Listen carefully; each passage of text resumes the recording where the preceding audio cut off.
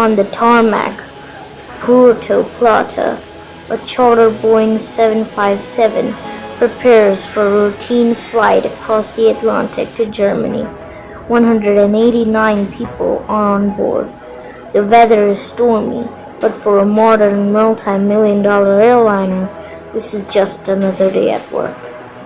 As the captain pushes the throttles forward, the plane roars down the runway, but as it accelerates past 80 knots, the captain looks down at his primary display. His airspeed indicator is dead. It reads 0. Any pilot will tell you that taking off with a dead sensor is a death sentence. Yet, instead of aborting, the crew decides to fly. They hope the instrument will fix itself in the air. It didn't fix itself. Instead, the computer woke up and began to lie. It told the pilots they were flying too fast, while the wings were actually stalling from flying too slow.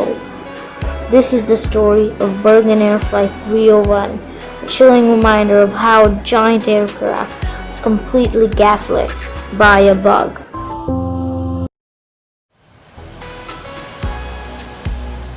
To understand why the crew made the fatal decision to take off with a broken instrument, we have to look inside the cockpit. In the left seat is the captain, 62-year-old Ahmed Erdem. He is a veteran pilot and one of the most experienced captains at Birgenair. He has over 24,000 hours of total flying time under his belt, nearly 2,000 of them on the Boeing 757 alone. He isn't just a pilot, he's an instructor who trains others how to fly this exact jetliner. In the right seat is a first officer, 34-year-old Richard Jurgen. He is also highly capable, with more than 3,500 hours of flying experience, joining them as a relief pilot for the long journey back to Frankfurt is 51-year-old Mulis Enversgolu. On paper, this is an elite, deeply knowledgeable crew. They know the systems, they know the checklist, and they know the dangers of the sky. But there was an invisible factor clouding the cockpit that night: corporate pressure and fatigue. This specific Boeing 757 had been sitting empty on the tarmac of Puerto Plata. Every day it sat idle. The airline was losing massive amounts of money. Finally, a phone call came in. A regular flight by a company called Trans-Brazil had been cancelled, leaving hundreds of German tourists stranded. Birgenair was hired to pick them up. The crew was rushed to the airport. They were operating a last-minute late-night charter flight on a plane that had been neglected for nearly 3 weeks. They wanted to get home. And because the plane had been sitting unprotected in the tropical Caribbean air, a tiny local resident had already claimed the aircraft's most critical speed sensor. It is 42 minutes past midnight.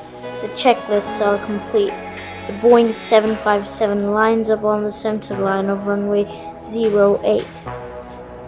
Captain Erdem advances the throttles. The 115-ton aircraft begins rolling down the dark asphalt, picking up speed by the second. As the jet crosses 80 knots, nearly 150 kilometers per hour, the crew reaches a critical cross-check. The first off looks at his own working screen and calls out the speed. 80 knots. This is the turning point of the entire disaster. At this exact moment, the aircraft has not yet reached V1 speed. In aviation, V1 speed is the point of no return. Since they are below V1, Captain Erdem has plenty of runway left to simply pull the throttles back, slam on the brakes, and abort the takeoff safely. But he doesn't. Instead of stopping, the captain chooses to trust his co-pilot's screen to get them into the air. assuming his own indicator will sort itself out once they are flying. It is a gamble born of fatigue and a desire to get a delayed flight off the ground. At 12 minutes and 56 seconds past midnight, the nose lifts, the tires leave the ground, and Flight 301 climbs into the pitch-black sky. But as the plane climbs into the thin air, the block sensors on the captain's side begins to react to the changing physics of the atmosphere. The dead screen suddenly springs back to life. But it isn't telling the truth. It is about to start spinning wildly out of control, setting a lethal trap that the warden captain will not see coming until it's too late. The captain decides to hand the flying duties over to the aircraft's advanced automation. He engages the autopilot, but the autopilot on a Boeing 757 takes its instructions from the captain's side of the cockpit. It reads the data from the captain's instruments, and at this exact moment, those instruments are morphing into a lethal trap due to a bizarre rule of atmospheric physics. Think of a healthy speed sensor, pitot tube, like a pipe that measures the force of the wind rushing into it. But the captain's tube is completely sealed shut by the mud wasp nest. The air inside is trapped. It doesn't realize the plane is simply climbing. Instead, it thinks the plane is accelerating like a rocket. The plane is actually climbing at a normal safe speed, but the captain's screen is lying. It shows the jet accelerating past 300 knots, climbing higher and higher towards the structural speed limit of the aircraft. Trusting his display, the captain becomes deeply concerned. He begins pulling back the throttles to slow the plane down. What follows is a textbook definition of cognitive overload. The cockpit is about to become a chamber of complete sensory chaos. Because the captain's screen reads over 350 knots, the primary flight computer triggers a terrifying emergency alarm, the overspeed warning. Believing the plane is about to tear its own wings off from high speed, the autopilot automatically forces the aircraft nose upward into a steep climb to force it to slow down. The plane wasn't flying too fast, it was already flying at a normal speed.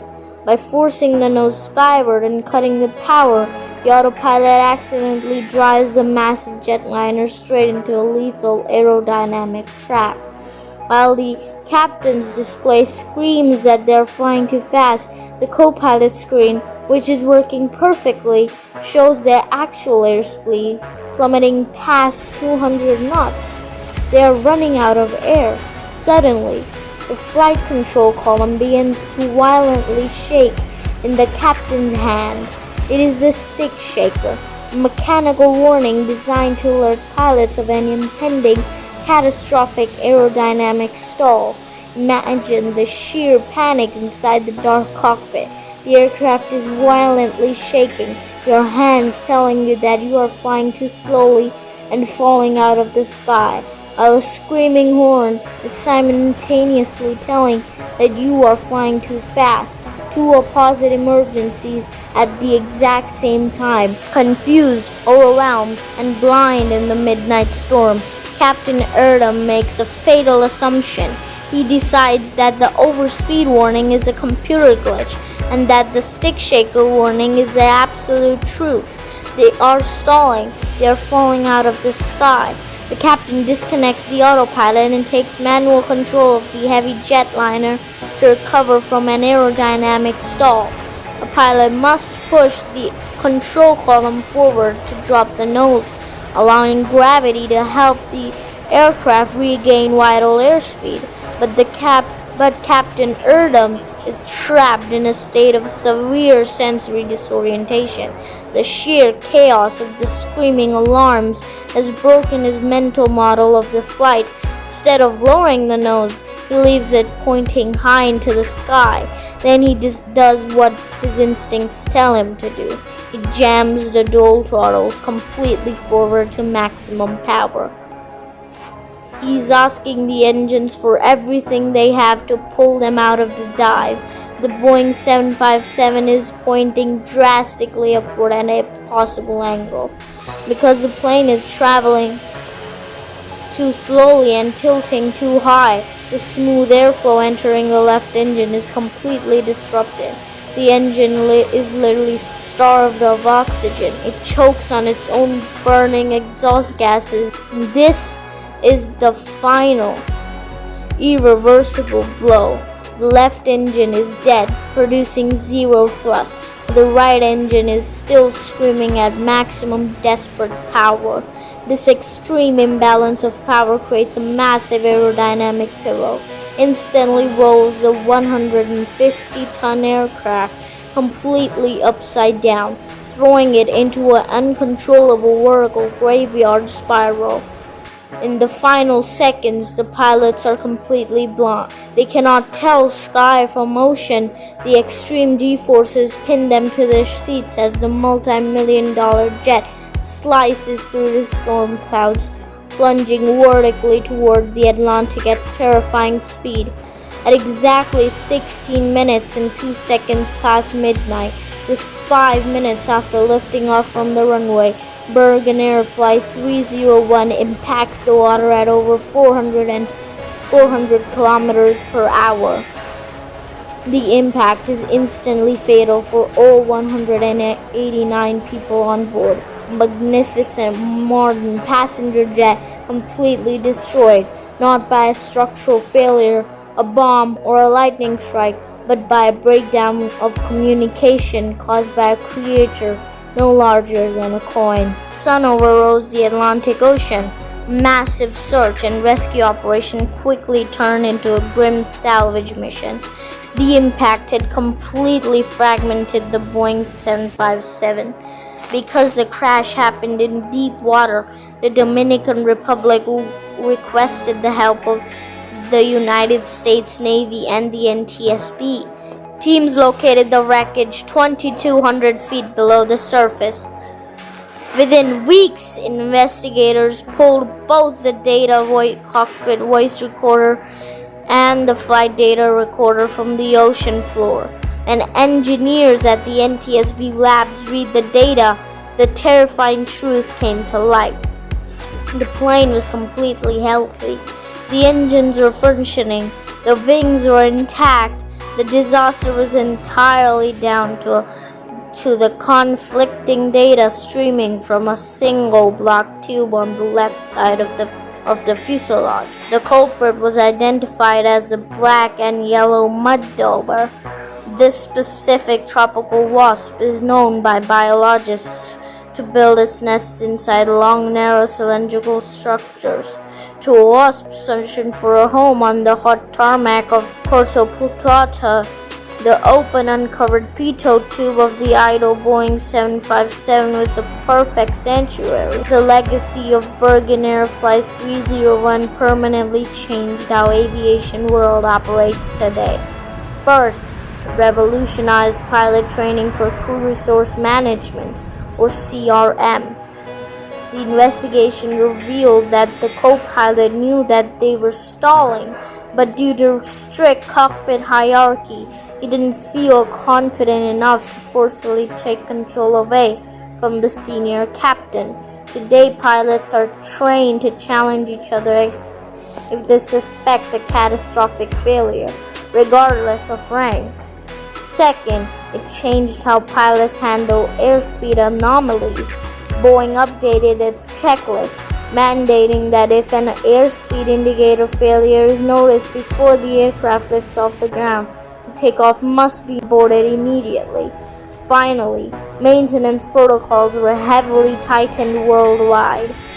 Ground crews are now strictly required to place bright, high visibility covers over every single pitot tube the moment an aircraft parks on the ramp, even if it's only staying for a few hours. Birgenair Flight 301 is a haunting case. study in human psychology and machine automation. It proves that in modern aviation, the smallest link in the chain can bring down the heaviest giant. But because investigators unravel the mystery of the Atlantic, millions of passengers who step onto airplanes today are safer from the hidden traps of the sky.